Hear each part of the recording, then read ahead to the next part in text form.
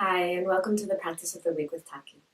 Today I'm going to share with you a very direct and precise way of how to reach responsibility for yourself when you're trying to communicate with another person regarding a situation that might have caused tension, pain, anger, fear, and so on.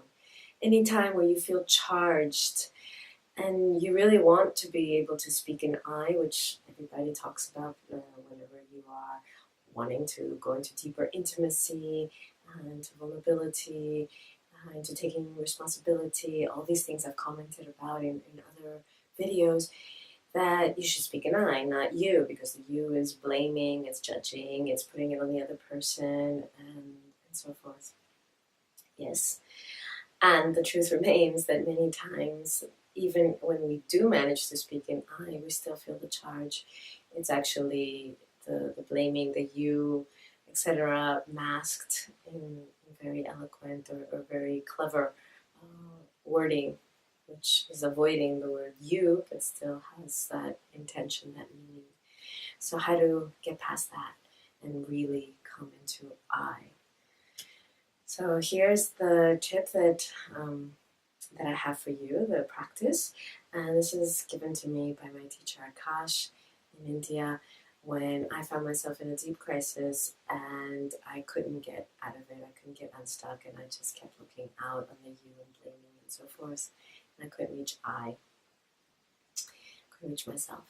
So her question to me, and this is what I suggest you ask yourself, and this is what I've been asking myself for the past decade since I learned this, is how did I get myself here? What was my part? What did I do to contribute to this situation? So that immediately takes the focus off of the other person, off of their behavior, and opens up an inquiry within, opens up the space of I, and invites you, you are inviting yourself to take responsibility. Take responsibility for yourself, for your actions, for your thoughts, for your words, for your feelings. Because there was something you did or didn't do. Maybe it's when you abandoned yourself and didn't speak your truth, or didn't react in the way that was your truth inside, would have been your authentic response. Something.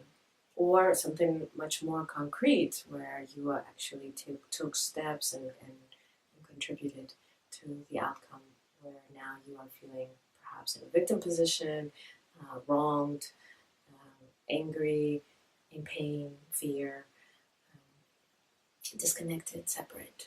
So in order to come back to intimacy and come back to yourself, come back to vulnerability, and honestly, just come back to taking responsibility for yourself so that you can do something about it. Because as long as you're looking out, you're a slave. As long as you're waiting for the other person to change or to do something about it, you're a slave. So this is my best practice that I can recommend of when you're stuck and you really can't reach I statements that are true, and there's charge. Use those questions. How did I get here? What did I do? How did I contribute to this situation so that I ended up here? What was my part?